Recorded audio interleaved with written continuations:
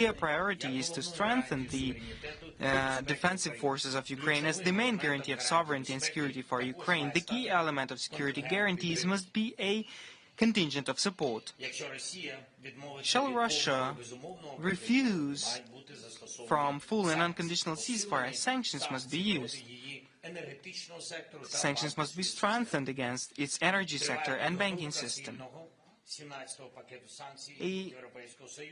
There is a preparation ongoing of the 17th sanctions package of the EU, and it will be well coordinated with the UK, Norway, and the US sanctions. We welcome today's signal of Canada regarding strengthening sanctions on their end. We've also agreed to continue work on efficient usage of frozen Russian assets and to discuss it on the next G7 summit. We've agreed to further strengthen Ukrainian defense, in particular Ukrainian army. This includes financing the resilience of our defense and investments into producing weapons in Ukraine, in joint projects, and in European countries. I'd like to particularly mention that we are working on various levels with the United States of America, and Ukraine has very productive dialogue with President Trump and the connection with the team, and we are grateful for that, and we thank the teams of the leaders and all those present here who are personally working and in constant touch with the United States of America. The partners are in permanent communication with Washington. We've just spoken together with the President Trump, and we have agreed our joint view, our further steps. A full and unconditional ceasefire is much needed. The accountability for refusal is needed. We can together lay the foundation for peace, and I thank everybody who supports the dignified end to this war. Once again, I thank President Macron, thank you, Keir, thank you, Friedrich, thank you, Donald, and all our partners who were together with us online today. Glory to Ukraine. Заява президента Французької Республіки Еммануеля Макрона. Statement by the President of France, Emmanuel Macron. Thank you, Mr. President. Dear Volodymyr, for hosting us. I can tell that you're hosting us. Together with the Chancellor, the Prime Minister, and myself, we are very pleased to stand by you and to stand by the Ukrainian people today. Because Ukraine is fighting for its sovereignty, its independence, but today Ukraine is the beating heart of Europe, Europe that believes in freedom and peace. On the 8th of May, we celebrated together the end of the Second World War, the victory, and indeed Europe celebrated the 18th anniversary, and over the past few months we commemorated, and you attended the celebrations of D-Day, the landings in Normandy, and the values that enabled us to get together. And we stand here today in Kyiv because this is where the freedom and the security of Europe are at stake. And the camp of peace is today here, whereas the camp of war is in Moscow. About 10 years ago, Moscow that decided to invade Crimea, and 3 years ago to attack Ukraine. So the future of our principles, but as well of our collective security, is at stake. The future of the European defense and the principles on which our continent and more generally the international order is based. This is the reason why we decided to support Ukraine in its war of resistance. We stand united to obtain a robust and sustainable, durable peace, and such is the purpose of the initiatives that we've been taking together over the past few months. Like the President said, over the past few weeks, we've been working on what is now a major step. The United States of America proposed a ceasefire. We wanted to add to it some work towards robust and sustainable peace with the reassurance force, negotiations During the ceasefire, an unconditional ceasefire was agreed for 30 days in Jeddah, agreed by President Zelenskyy, and 2 days ago, President Trump reiterated his willingness to enforce an unconditional 30-day ceasefire. I quote his words. Now, together with some 20 countries, member of the Coalition of the Willing, we decided to support a ceasefire as from Monday without any precondition for this ceasefire, neither on the Ukrainian nor on the Russian side. It is meant to last for 30 days at sea, on land and in the air, being monitored mainly by the United States of America, and all Europeans that stand ready can contribute. And that will enable to launch immediately the work, the negotiations, to build a robust and lasting peace, talking about the sensitive infrastructure, the territory, and of course the security guarantees. In case of violations of this ceasefire, we agreed that massive sanctions would be prepared and coordinated amongst the Europeans and with the United States.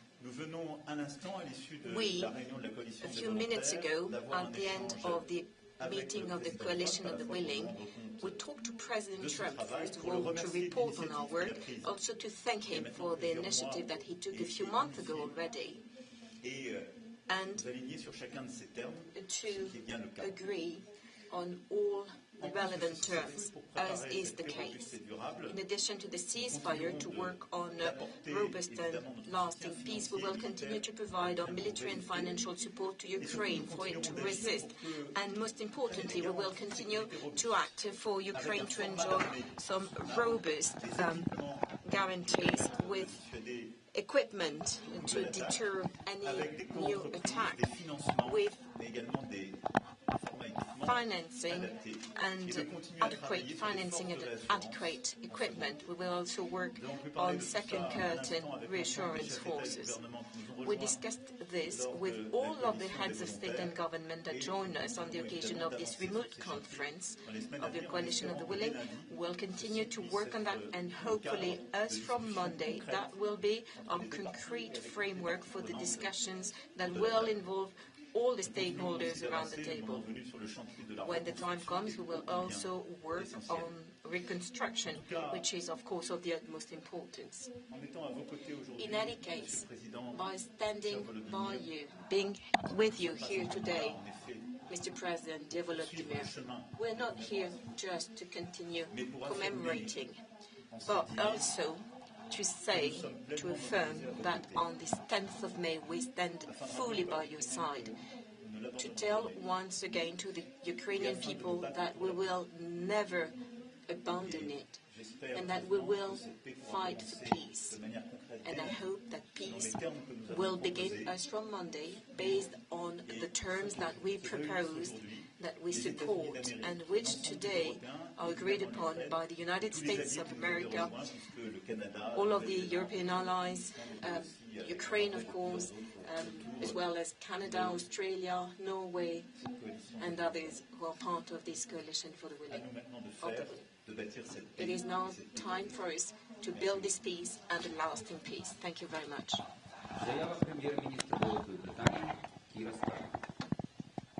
Thank you, Volodymyr. Friends, it's a real pleasure to be here in Kyiv with you all, with Emmanuel, with Friedrich, and with Donald. This is Europe stepping up, showing our solidarity with Ukraine, and also showing, during this week, when we mark 80th anniversary of VE Day, that we understand the lessons of history. The lesson that any veteran of Normandy, of North Africa, or any other campaign will tell you, but that Putin has not yet grasped. There's no glory in aggression and conquest. Glory comes from fighting for your country, defending your people, and winning the peace. And that is the message of this moment.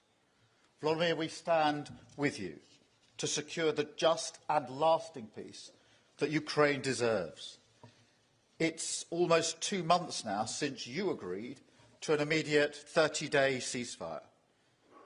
In that time, Russia has launched some of the most deadly attacks on civilians of the entire war, including here in Kyiv. Normal lives, homes, families destroyed. This is what Russia offers in place of peace, along with delays, smokescreens, like the current 72-hour ceasefire. And so all of us here, together with the US, are calling Putin out. If he's serious about peace, then he has a chance to show it now by extending the V-Day pause into a full, unconditional 30-day ceasefire, with negotiations to follow immediately once a ceasefire is agreed. No more ifs and buts, no more conditions and delays. Putin didn't need conditions when he wanted a ceasefire to have a parade, and he doesn't need them now. Ukraine has shown the willingness to engage again and again, but again and again, Putin has refused. So we are clear, all 5 leaders here, all the leaders on the meeting we just had with the coalition of the willing, an unconditional ceasefire, rejecting Putin's conditions, and clear that if he turns his back on peace, we will respond, working with President Trump, with all our partners. We will ramp up sanctions and increase our military aid for Ukraine's defence, to pressure Russia back to the table. And that's what we've been discussing today, as well as securing Ukraine's future for the longer term, convening the latest meeting of the Coalition of the Willing, with partners joining virtually from around Europe and across the world, lining up to support Ukraine's future strength and security, discussing operational plans and making concrete commitments of support across land, air and sea. We want to help Ukraine look to the future with confidence, so we're working to boost Ukraine's economy, and as a vital step, I'm pleased that UK experts have been on the ground leading work to support the resumption of flights into Ukraine once a ceasefire is achieved. It will take time, but this will be a huge moment in reconnecting Ukraine's economy, boosting investor confidence, and helping to reunite families separated by this war. Ukraine secure and thriving. That is what we all want to see. With our 100-year partnership, the critical minerals deal with the US, and our coalition of the willing, we are building the framework for peace in Ukraine, to support a better future for the Ukrainian people, and to pledge once again, in all our interests, and on this anniversary, that aggression will never prevail on our continent. Thank you. Заява федерального канцлера Німеччини Фрідріха Мерца. Statement by Federal Chancellor of Germany, Friedrich Merz.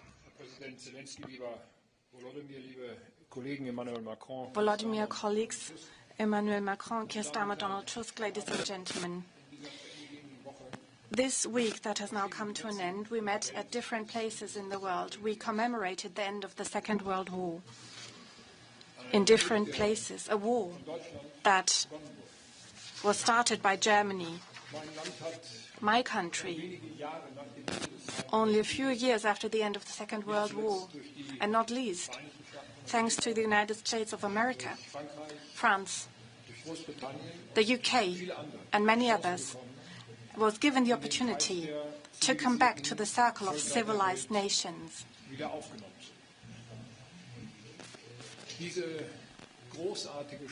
This wonderful opportunity Germany was given is an obligation to us today, an obligation to stand up for peace across the globe, for freedom across the globe, and serve peace worldwide. I personally, at the end of this week, I'm also very moved that as Federal Chancellor of the Federal Republic of Germany, I am allowed to stand here with you in this circle and together with the Polish Prime Minister, the British Prime Minister, and the French President,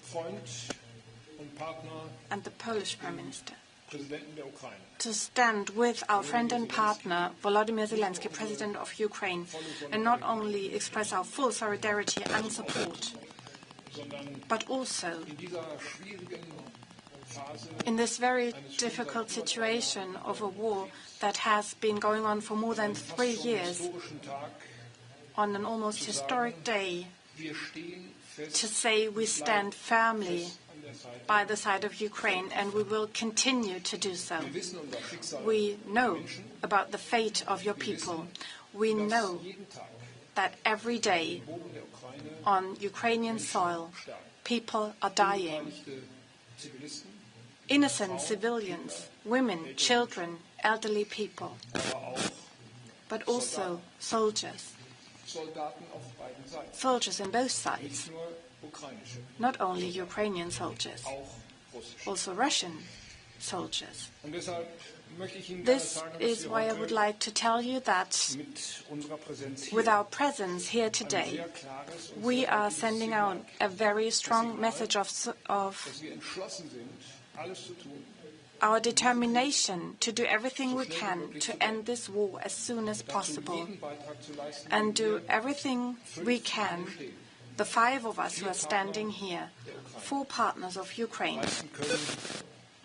every contribution we can make and we have to make. This war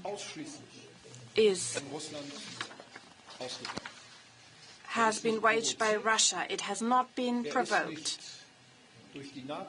It has not been launched by NATO or the European Union or democracy. This war exclusively was caused by Russia. It is an illegal war of aggression. Today, Germany, France, Poland, and the United Kingdom and Ukraine met, and we have prepared that meeting well. We all spoke to the American president before our meeting, and immediately after our meeting today, we informed him personally. We are grateful to the American president that he fully supports our initiative, he shares our initiative, and he is engaged in this initiative with us.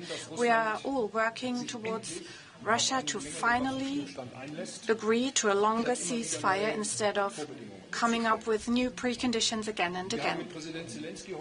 With President Zelenskyy, we discussed today what the next steps can look like towards the war, the path towards real peace.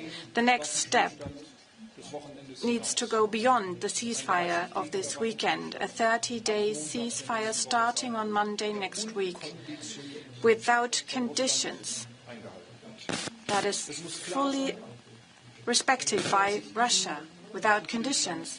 And it needs to be clear, if Russia denies this ceasefire, that would be the basis for negotiations that could start immediately, we will continue to defend Ukraine and we will continue to ratchet up pressure on Russia. This, too, is part of this day. Almost all members of the European Union and a big coalition of the willing across the globe is determined to impose these sanctions if our initiative of this weekend were to fail. This initiative is an initiative we take because of our common responsibility, our common history, and I would like to reiterate it once again. It's not only an honor, it is an obligation for Germany and the new federal government, as it was perceived by the former government also. It is a privilege to be here to support every initiative to make sure that this war in Europe, it is taking place in Europe, that this war in Europe ends as soon as possible. We have an opportunity to do that, and if that war ends, we, together with Ukraine, with NATO, with the European Union, will make sure this peace lasts so that Ukraine can prosper in freedom, in security, and in a democracy. Thank you very much. Заява прем'єр-міністра Республіки Польща. Statement by Prime Minister of the Republic of Poland, Donald Tusk.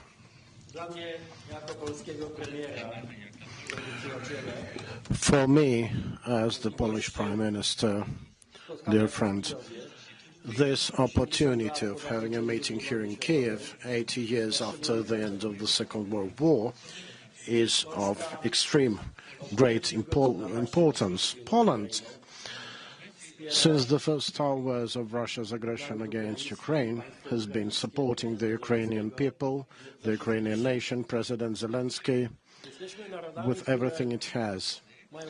We are the nations that have a constant memory of huge victims that we had sustained during the time of the Second World War.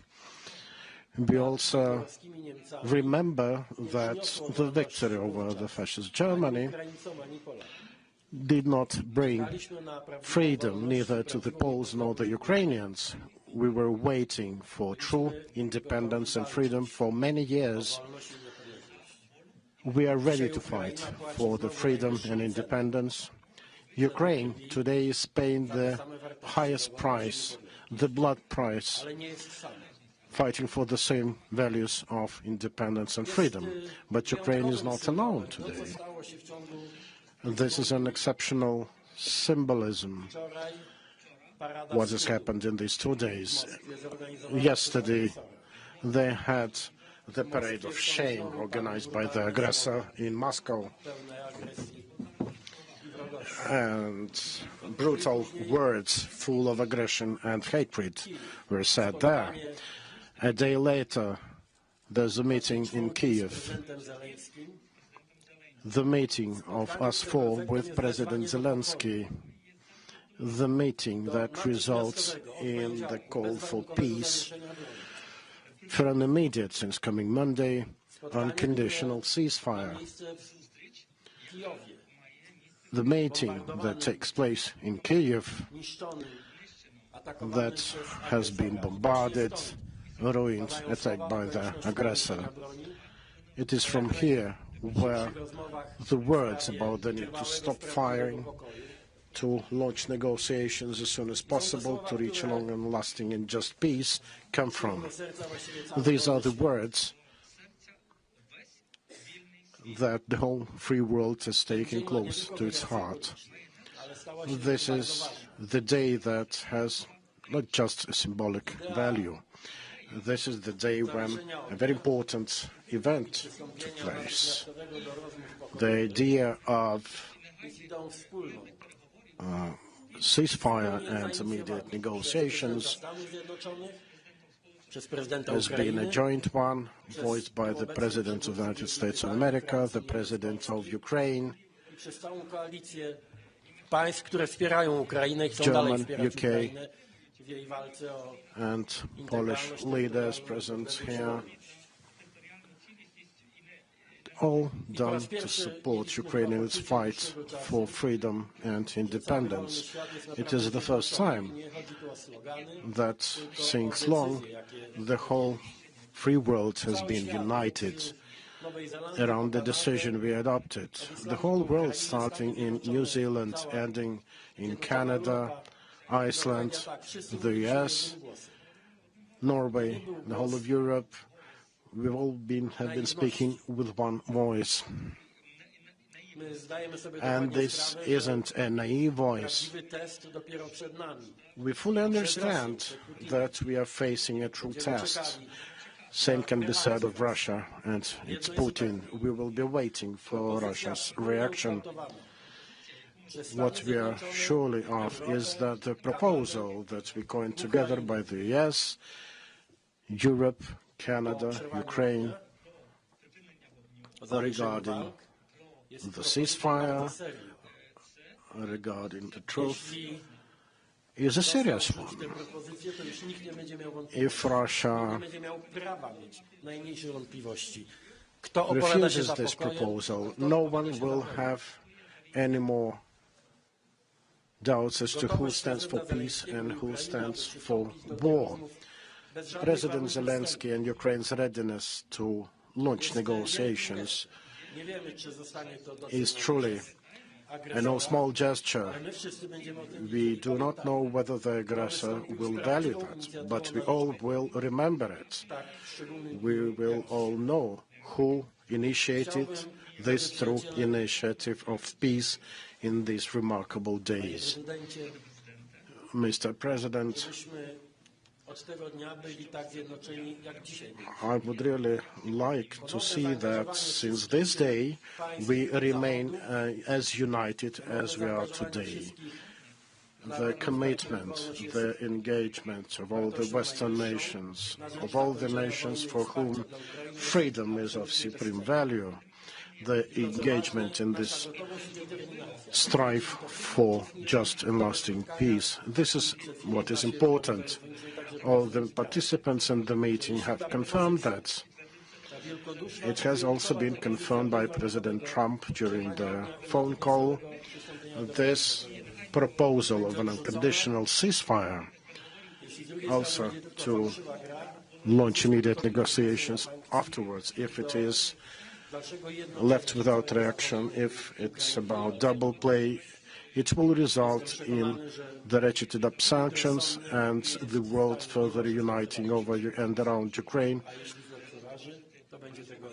You think that no one should take our proposal lightly, and if they do it, well, we are cautious optimists today, but thanks to your work and your determination, we have strong grounds to be like that. Thank you so much. Thank you, dear journalists. Now it's time for your questions. Those who have the mics, please stand up so that we can see us. Please, Polsat Poland. If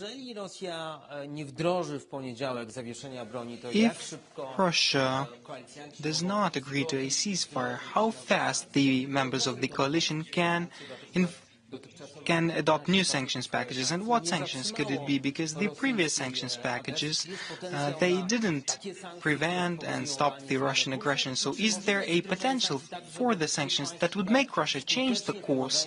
And can there be sanctions against the states who are efficiently helping Russia to bypass the existing sanctions? The question goes to? Do premiera Donalda Tuska, ale także do pozostałych This przywódców. was the question to Prime Minister of Poland, Donald Tusk, and the other leaders. Trzeba dzisiaj te sprawy postawić jasno. We must state these things clear today. That is a very important endeavor. That is an argument in our discussions on the topic of the sanctions and the other ways to counter Russian aggression, because the sanctions are working. If it weren't for sanctions, the situation would be incomparably worse.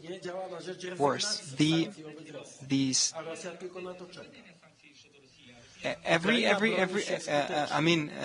Russia is actively waiting for the sanctions to be lifted, but Ukraine is defending thanks to the courage of its warriors. But we also know that the aid that is that is incoming to Ukraine from the United States, as well as the policy of sanctions, they have given the results, and they made the Russia's victory in the war impossible. Which is why I reject this logic that and the way of thinking that the sanctions didn't do anything. The sanctions appear to be the key thing in limiting Russia's capabilities. The situation in Russia is more severe than Putin's propagandists, and he himself demonstrated, which means that keeping the sanctions in place and strengthening them where possible will give the results, but the sanctions policy requires patience and unity and comprehensiveness among the states who support Ukraine. We've discussed before with the US about the various sorts of sanctions. Maybe the colleagues will mention it more in depth, but for us the most important thing is that the decision on the readiness to make the sanctions tougher was a United States of all the states, the United States of America, the members of the Coalition of the Willing, as well as all those present here. I devote great attention to this statement. I've not seen such unity for quite some time, and that means that the sanctions cost a lot. And the sanctions cost a lot for us, and that is not an easy decision. But the fact that we have approved such a decision and publicly announced it means that this is no joke. If Russia rejects this proposal, they will be met with new wave of sanctions. Okay, the next question, please, by DPA here in the second row. Michael Fischer, Deutsche Presseagentur. Thank you so much, Michael Fischer. As the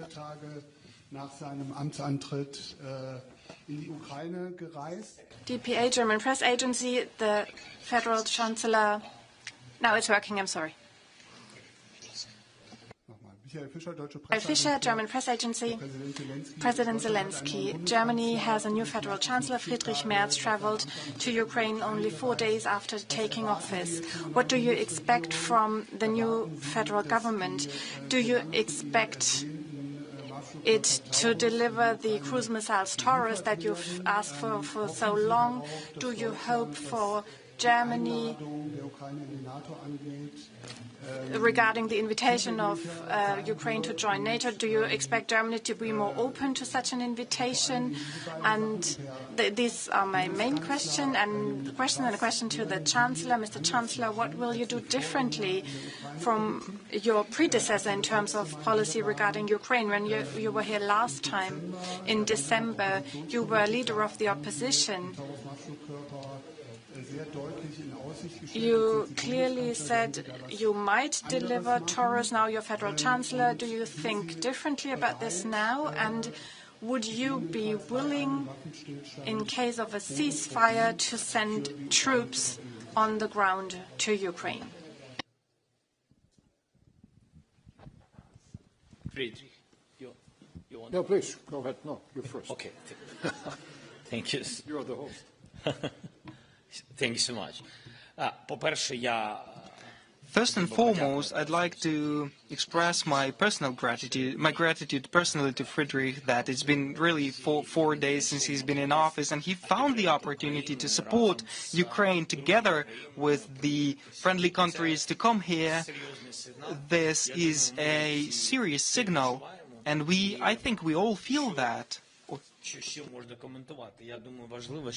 What else can be said here? I think that with his visit, he commanded it all, that Germany will be with Ukraine as long as it takes, even after the war, because we count very much on German specialists and German business that will play an active part in Ukraine's recovery. We've started to discuss these things with the Chancellor, with Friedrich. I expressed my gratitude that he came here. We've also spoken on the phone about also our strengthening of our defenses. You know that we need air defense. Germany was very helpful with air defense systems Patriot and with IRIS-T systems. I wouldn't want to speak publicly now about the quantity of aid of these systems, but we count very much on them. We know the time frames, and it's important for us. Thank you.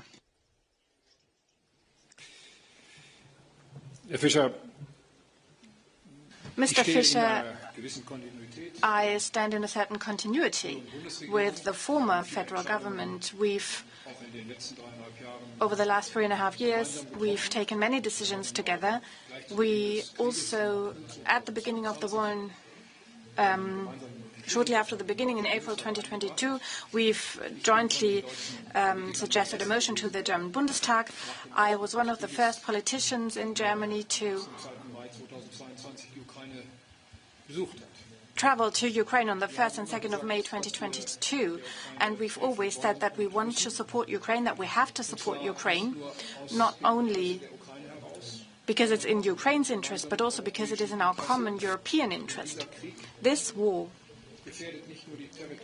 puts at risk not only the territorial integrity of Ukraine. This war attempts to destroy the entire political order of Europe. This is why we stand by Ukraine's side. The scope of what we do is something that we will, in the future, discuss even more closely with our partners and the coalition of the willing. And the fact that I'm here today should illustrate to all of you that this format, E3, and wherever possible, together with Poland, I will do everything I can to make sure that we assume a leadership role as these four countries. The measures we will take together to end this war and the decisions we will take together in order to secure a possible peace in Ukraine is not a matter or a topic for public discussion. It will be discussed internally in this format together with the United States of America. I think it is of the highest importance that the United States of America remain engaged, remain committed, and what kind of reassurance in terms of security policy we could give to Ukraine that was able to sign a peace treaty. These are decisions that will be taken when the time is ready and that we will take together once the time has come. Наступне запитання, будь ласка, ITV, Велика Британія, перший ряд. ITV, United Kingdom, the first row.